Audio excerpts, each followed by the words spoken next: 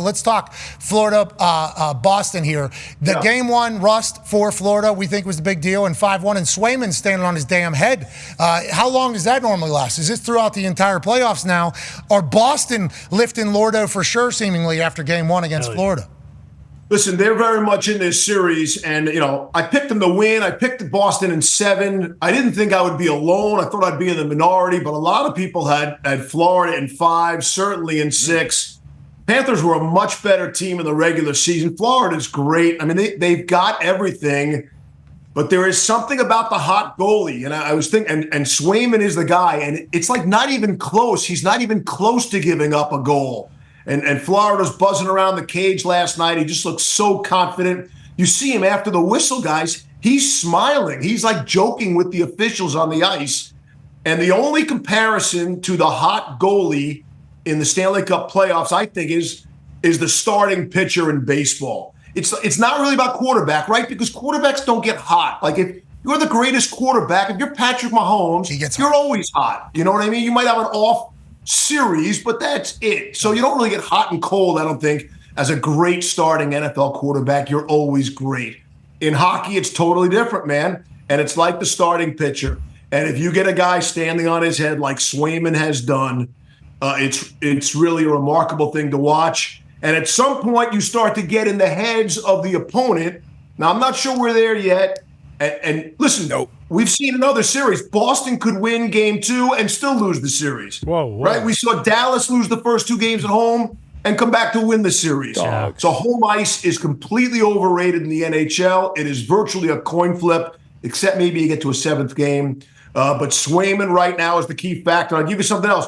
Look who scored for the Bruins tonight.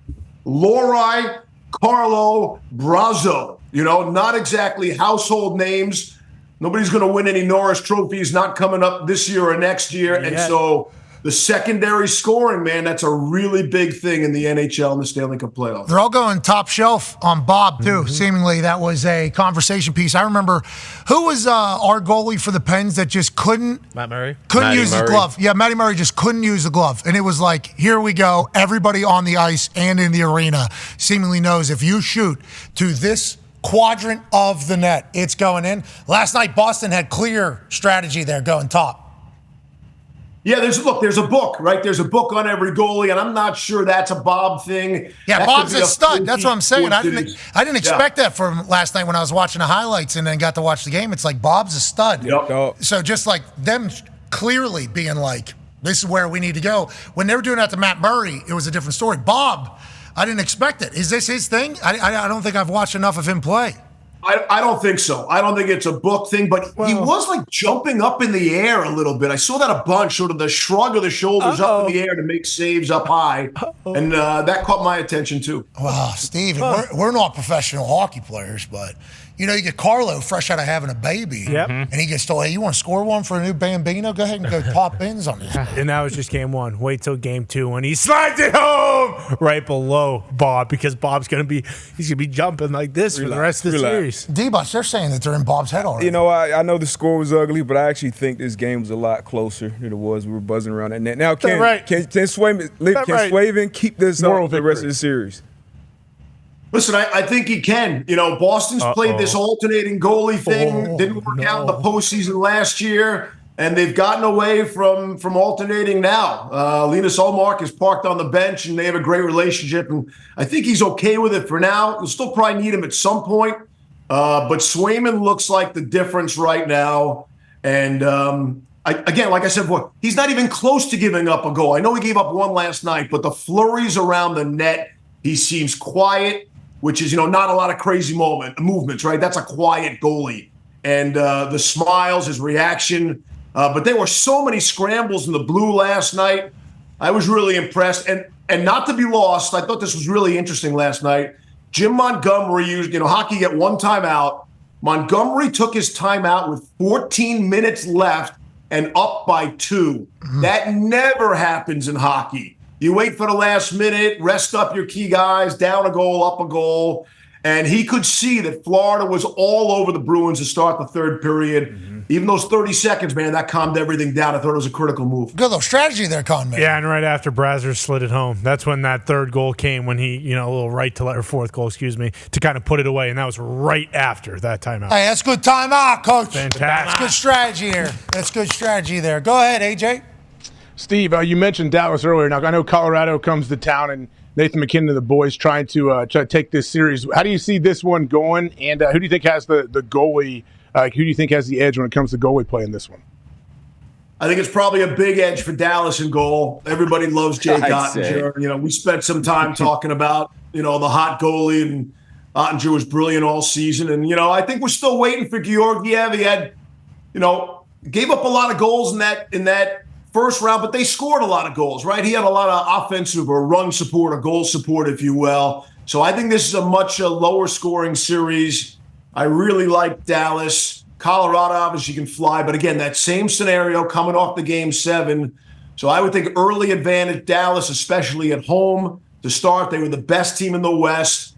Dallas is going to win 2-1, 3-2, I think. But this has the makings to me to be the best series of the second round. Okay, best series of the second round. Congrats, Texas hockey, huh? Yeah, let's go. Good hockey club. Good hockey club. It's Loud Barn down there. Gave up the first 2 of the Vegas Golden Knights, but Loud Barn down there can certainly do some damage, especially against the Avalanche, who are coming off a tough place up there in Winnipeg. We should see how it goes. There's another, obviously, massive matchup in the East. Tone has a question for you. Big one tonight. Yeah, Steve, huge one tonight. Obviously, the Rangers had a huge win on Sunday, led by Zibanejad. 2 goals and assist, I believe. Was that surprising, them getting the first game like that in a higher scoring game, I thought, in that series? And what do you think the rest of the series is going to be like? I think actually by the numbers, for those people who are into such things, I think Carolina was favored to win the series. Might even be a favorite to win that first game, and I didn't really understand that. So I expect this also to be a longer series. I did pick Rangers in 5. Ooh. I think the Rangers are the superior team. I think they have a big edge in goal. Freddie Anderson was great in the first round.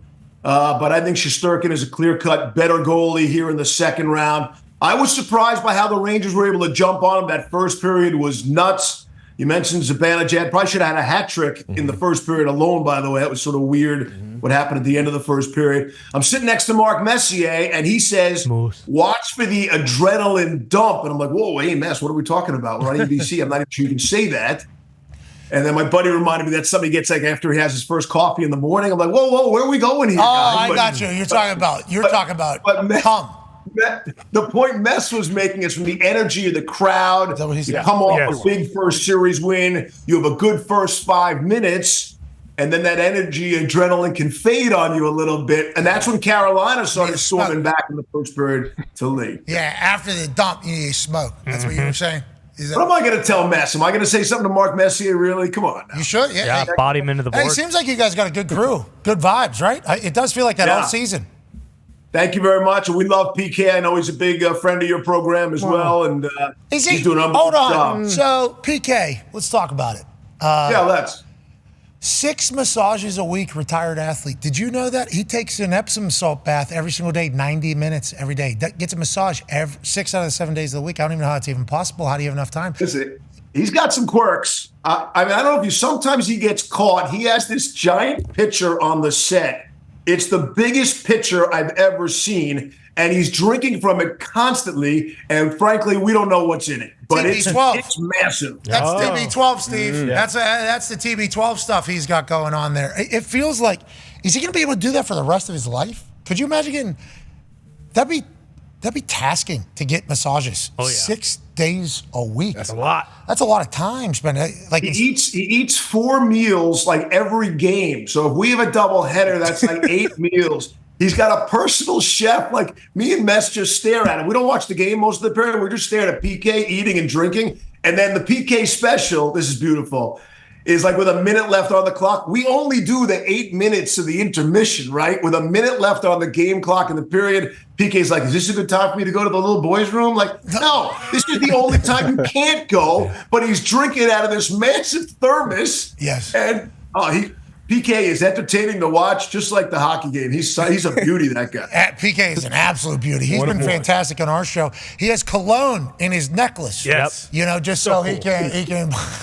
I mean, all these stories we're starting to say about this guy is as if it's like Chuck Norris. This is a real deal. Pretty close. This guy is the real deal. Hey, PK, way to go, pal. Keep going, PK. Hey, Steve, first time he was on the show, one of his first answers was like, I got to give me a lot of credit, too. Like that was literally how he started. I'm like, I love this guy. A trend of what you were saying in every answer about every series seemingly was the goalie. And that is, it's like in the NFL playoffs, it's like, how's your run game? And how can you stop the run? When the games matter, you're going to have to be able to move the ball on the ground, and you're going to have to be able to stop the run. Like, that's going to have to happen. In hockey, it's like your goalie's going to have to be great. It's the most important thing of it all. You're talking about Florida buzzing around, and obviously 40 seconds in, that's a massive save. The reason why they're considering that a massive save is because that should have been a goal. Yeah. And that's 1-0 40 seconds in. That's a whole different ball game all of a sudden. But instead, Swayman with incredible explosion, flexibility, eyes, instincts, everything gets a huge save. The whole game's flipped the other way now with momentum because there's probably a Swayman chant happening immediately upon that save taking place. It's like the goalie is the big one, right? I mean, this is, in hockey, the goalie's the big one, especially when it matters. That's it. I mean, the cliche in the playoffs has always been special teams and goaltending. But goaltending is by far the biggest one. I mean, it helps to have a great power play. And you're right. So, listen, that Florida crowd, they're full. The barn's full, but they can be a little sleepy down there. The crowd. Oh, no, D-Buds. We're like sunset. The old folks down in Florida. 8 p.m. start. And if they go to goal there early, then the barn takes over, right? The crowd goes bananas. And I will say this, Florida did a really good job. They kept Bruins fans out of there. Not a ton of black. Really? I assume the original 6 would have been in there, especially with how many Irish and Italian moved to Florida. Yeah, but the Panthers do that bitch shit where they don't sell them to Boston fans, which that's not bitch shit. You can appreciate. Hey, it's good. It's good gamesmanship, but at the end of the day, when you're beating the piss out of a team 5-1, it doesn't matter if there's no one in there, if it's full of people, because Swayman's locked in. So oh my God, I didn't know that. I should have noticed that. There was nobody in that barn at the end of the game. Nobody. Yeah. Regular season games, though, that crowd could be 50-50. Rangers come in, Toronto comes in. In the playoffs. Bandwagon. I talked to some people at the game last night, very little black and gold.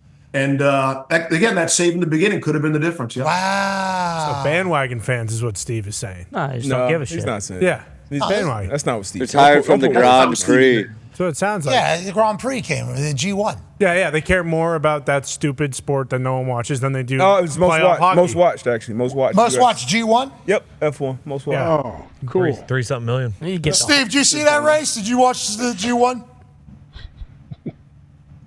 No, man, I didn't see that. I was preparing for the hockey. Yeah, because that you love sport it, right? doesn't You love suck, it? Steve. That's why. Steve, you've been at ESPN 31 years. G1's on ESPN. Don't you think you should at least be watching? We had boots on the ground, Steve. Our show had boots on the ground. The truth is, we came on with the Ranger game, Ranger Carolina game 1. That was that weird 4:00 start on Sunday. It was immediately following the race, so I was in heavy preparation, studying. Sure. Yes. Me, Mess, PK, Of course. Bro. Yeah. We appreciate that dedication to the craft. Oh yeah. We appreciate that dedication to the craft. And thank you so much for joining us, man. This has been a fun NHL playoff run for us because obviously we've talked about hockey in the past, but we couldn't play or any of the video, and we had no connections with anybody in the NHL because how guarded the NHL has been for a long time, I think, allowing people to talk. So this year we've gotten a chance to chat with a bunch of people. We've been able to run stuff. You guys have stuff. We're very lucky and thankful. So we appreciate the hell out of you. Great coverage all playoffs. Can't wait to watch you finish.